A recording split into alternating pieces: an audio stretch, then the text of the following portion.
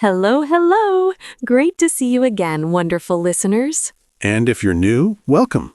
Please subscribe so you never miss a video. Today's video is going to be fun and very easy. Because we're diving into the small things that make a big difference. That's right. Today's topic is talking about next year's goals, building discipline for English speaking and listening practice very easy. Hello everyone, and welcome back to Zen Talk English channel, where learning English is easy and fun. I'm Emma. Hello, Emma, and hello to all our wonderful listeners around the world. It's such a beautiful moment to be here with you today. It really is, Max. And I have to say, you look very relaxed today. You're smiling a lot.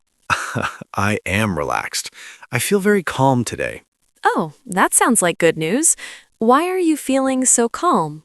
Well, this morning I took some quiet time for myself. I sat with a cup of coffee, no phone, no noise, just thinking about the future. That sounds lovely. Thinking about anything special?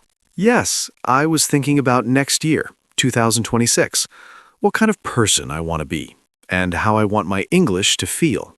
Max, that is actually perfect because that is exactly our topic today. Oh, really? So what are we talking about today, Emma? Today, we are going to talk about next year's goals for 2026 and, more importantly, how to build discipline to improve your English speaking and listening. Yes. Not pressure, not stress, just simple, calm steps toward becoming more confident in English. Many people start a new year with big dreams. They say, this year will be different. But after a few weeks, motivation disappears. We've all been there. Excited at first, and then life gets busy. That's why today is not about motivation. It's about discipline, small habits you can keep even on quiet or difficult days. If you want to speak English confidently, you don't need talent. You don't need perfect grammar. You need daily practice, even if it's small. 5 minutes a day. 10 minutes a day. Consistency matters more than intensity. And today, we'll help you imagine your future self, the version of you in 2026 who speaks English more naturally and calmly. Let me ask you something, listeners. How do you want to feel when you speak English next year? Confident? Calm? Not afraid of mistakes? You don't need to answer perfectly. Just listen and think. But before we begin, we have a small favor to ask our friends listening at home. If you enjoy our lessons, please take a moment to subscribe channel. Yes, click that subscribe button. It really helps us make more episodes for you. And please give this episode a like, share it with your friends, and leave a comment about your goal for 2026. Maybe your friends want to learn English too. Today, we will look back gently, then look forward clearly, and finally, build a simple discipline you can trust. Ready? So take a deep breath, get comfortable, and stay with us. Let's begin our journey toward your 2026 English-speaking self. Now that we've talked about looking ahead to 2026, let's slow down for a moment. Before we move forward, it's important to look back. Yes, not to judge yourself, not to feel bad, just to understand your past year. Today, we're going to reflect on 2025, your English learning, your habits, and your experience. Many people are afraid to look back. They think, I didn't do enough, or I stopped practicing. But reflection is not about blame. It's about awareness. You are not late.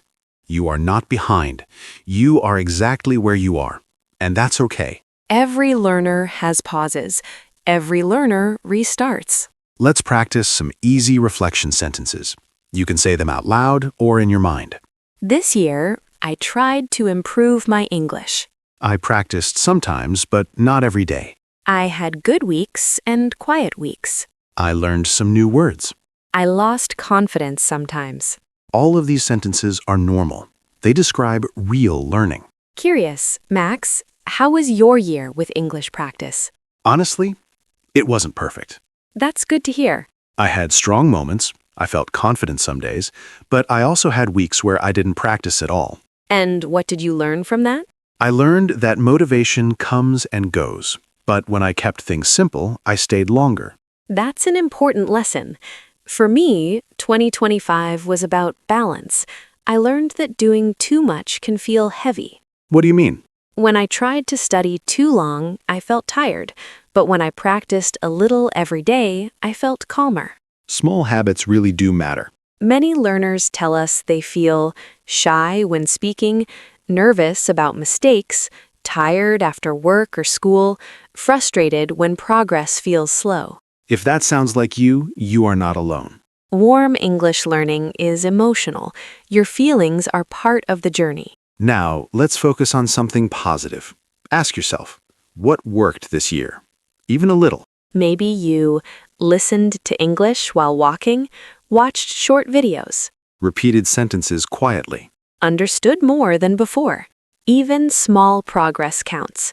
And now, one more question. What didn't work for you in 2025? Calm. Maybe studying too long. Setting big goals. Waiting to feel motivated. Noticing this is not failure, it's wisdom. Try to finish this sentence. In 2025, I learned that. In 2025, I learned that small steps help me continue. Your sentence doesn't need to be perfect, just honest.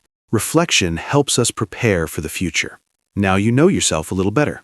And that makes the next step easier. In the next chapter, we'll talk about setting clear, realistic goals for 2026, goals that feel possible and kind. Ready. Yes, goals you can keep. Now that we've reflected on 2025, it's time to look forward with clarity and kindness. Yes, this chapter is not about big pressure or perfect plans. It's about setting clear, realistic goals for 2026. Goals that support you, not scare you. Many people say, I want to be fluent in English. That sounds nice, but it's not very clear. When goals are unclear, it's easy to stop. Your brain doesn't know what to do next. Clear goals give direction. They tell you where to walk, one step at a time. Let's compare two goals. Vague goal. I want to improve my English. Clear goal. I want to speak English for 5 minutes every day. The second one feels lighter. It feels doable. Exactly. Clear goals are easier to keep. Let's talk about realistic English goals for 2026. Here are some examples. I want to speak English more confidently. I want to understand simple podcasts. I want to stop translating every sentence. I want to enjoy speaking English. Notice something important. These goals are about feeling, not perfection. Instead of saying, I want to study English, try saying, I want to become someone who practices English daily. That changes everything. It's not about one action. It's about who you are becoming. Yes, your goal is not English. Your goal is consistency. Max, what is your English goal for 2026? My goal is simple. I want to speak English every day, even on busy days. That's a strong goal. Not for an hour, not perfectly, just consistently. That's a goal you can keep. How about you, Emma? My goal is to feel calm when I speak. I want to speak without rushing or overthinking. That's a beautiful goal. Small confidence grows from calm practice. Let's practice some simple future phrases. You can repeat them quietly. In 2026, I want to. My goal for next year is to. I want to practice English a little every day. I want to feel confident when I speak. These sentences are enough. Simple English is powerful. You don't need 5 goals. You don't need a long list. One clear goal is enough. When you try to change everything, you change nothing. Focus gives you strength. If a goal feels heavy, it's too big. You can always make it smaller. Instead of, I will study for 1 hour every day, try, I will practice English for 5 minutes. 5 minutes is friendly. Inviting tone. Let's pause for a moment. Ask yourself, what is one English goal for 2026 that feels calm and possible? Gentle. Not impressive, not perfect, just honest. A goal is not a promise to be perfect. It's a direction. Supportive. When you miss a day, you don't quit. You simply return. Warm. That's how real progress happens. In the next, we'll talk about something important. Discipline. Gentle reassurance. Not strict discipline, not punishment.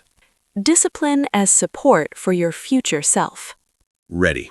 Let's learn how to keep going even when motivation disappears.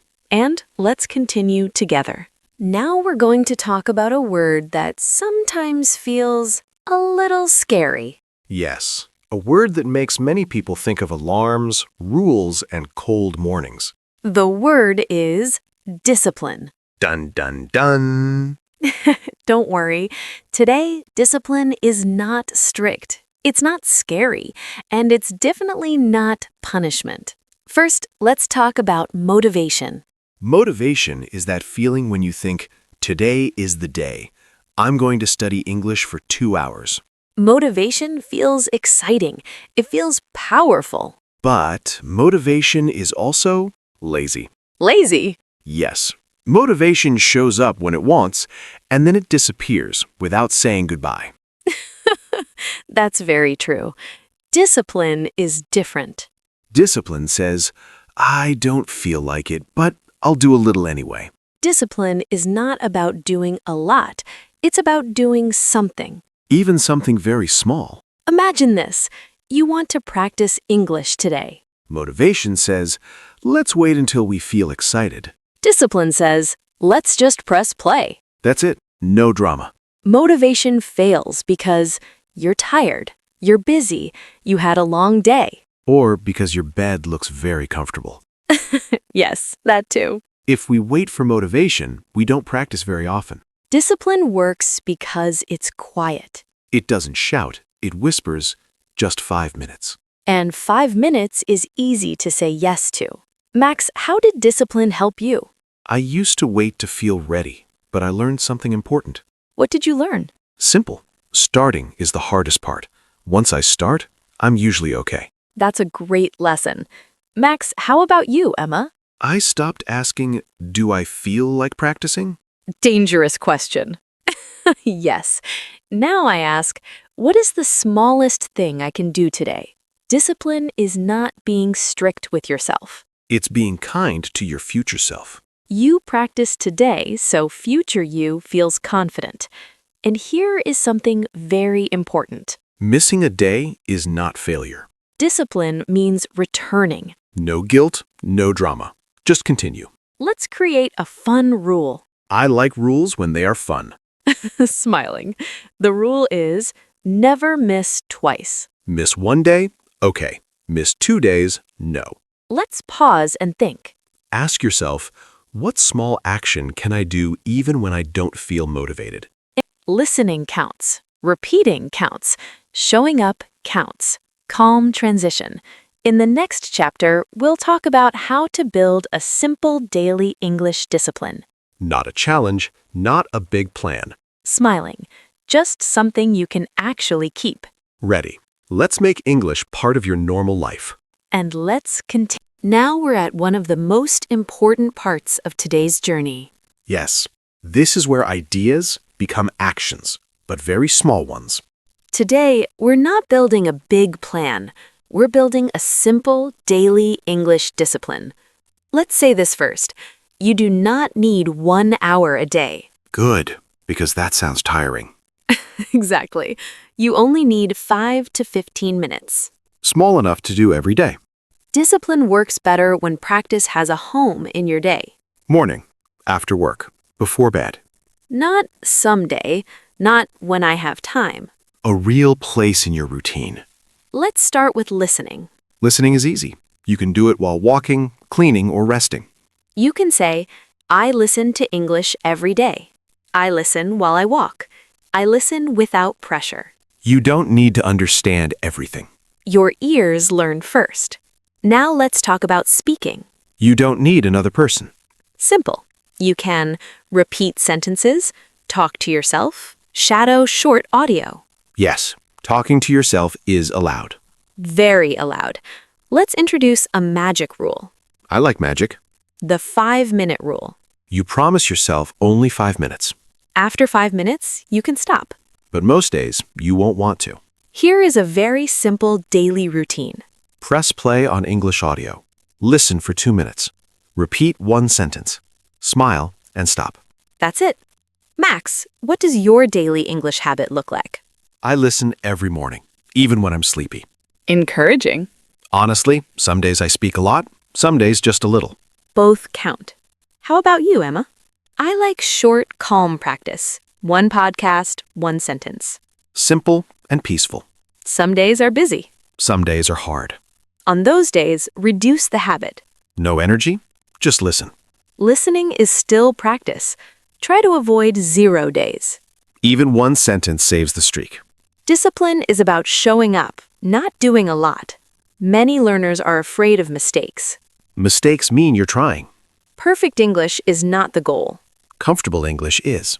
Choose content you enjoy. If it's boring, your brain will escape. Yes, enjoyment keeps habits alive. Ask yourself, when can I practice English every day? Morning, evening, before sleep. This daily discipline builds something powerful. A future version of you who doesn't quit. In the next chapter, we'll imagine that future you, your 2026 English-speaking self. Ready. Let's make it real. And let's continue. Now, let's slow down a little. Yes, this chapter is quiet.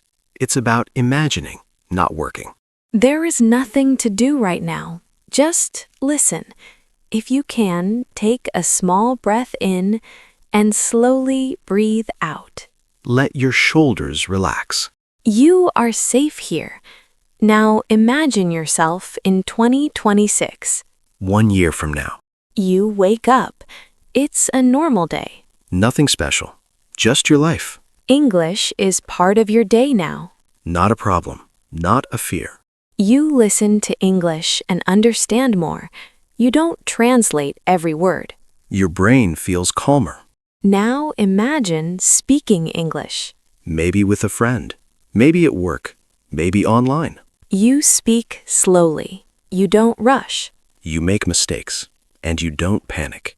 Notice how you feel. Calm. Comfortable. More confident. You trust yourself. This future didn't come from big effort. It came from small daily habits. 5 minutes, 10 minutes. Showing up. Listen to your inner voice in 2026. It says, I'm improving. I don't quit. I'm okay. That voice is kind. You didn't become perfect, You became comfortable. and that is enough. Now slowly return to today, Open your eyes, if they were closed. encouraging that future version of you is real. Ask yourself, what small habit connects me to that future? One habit, one step. In our final chapter, we'll review everything. And make one small commitment Not to us. to yourself. Take a breath and let's finish together.